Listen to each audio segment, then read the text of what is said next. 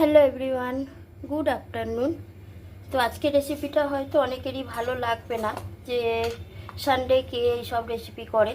তো চলো রেসিপিটা কি তোমাদের দেখাই। এই যে লাউ কেটে রেখেছি, লাউ দিয়ে হবে মাছের মাথা দিয়ে তরকারি। কীভাবে করি সেটাই তোমাদের দেখাই। মাছের মাথাটা আগে ভেজে নেব। কড়াইতে তেল দিয়ে দিয়েছি, একটু হলুদ দিয়ে দিয়েছি, আর মাথাগুলোতে নুন মাখিয়ে রেখেছি। এবার মাথাগুলো আমি ভেজে নেব। সেই মাথাটা ভাজা হতে হতে একটা মশলা করে নেব। দেখো, রাঁধুনি 1 চামচ, কাঁচা লঙ্কা, আদা আর 2টো রসুন, আধখানা টমেটো। এবার এই মশলাটা বেটে নেব। আগে মাথাটা ভাজা হয়ে গেছে, ওই তেলেতেই আমি কালো জিরে দিয়ে দিলাম, তেজপাতা দিলাম, অল্প একটু পেঁয়াজ কুচি দিয়ে দিলাম।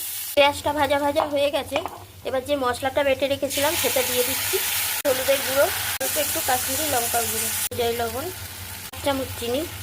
মশলা দিয়ে তেল ছেড়ে দিয়েছে। এবার লাউটা আমি দিয়ে দিচ্ছি।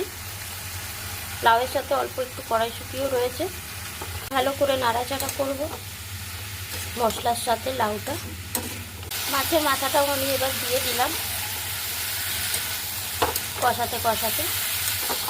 মিক্সির বাটিটা দিয়ে অল্প একটু জল দিয়ে দিচ্ছি। এবার গ্যাসটা সিম করে ঢাকা চাপা দিয়ে সেদ্ধ হতে দেব লাউটা। 5-7 মিনিট হয়ে গেছে, চলো ঢাকাটা খুলে দেবো। তো লাউ ঘন্টটা দেখো আমার যেহেতু হয়ে গেছে।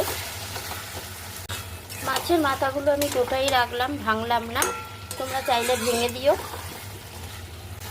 বাড়িতে যদি লাউ আসে একবার হলেও এইভাবে বানিয়ে দেখো, খেতে কিন্তু খুব ভালো হয়। যেহেতু রাঁধুনি বাটা পড়েছে, তার জন্য এই লাউয়ের সবজিটা কিন্তু অনেকটাই টেস্ট হয়। একবার হলেও বাড়িতে বানিয়ে দেখো।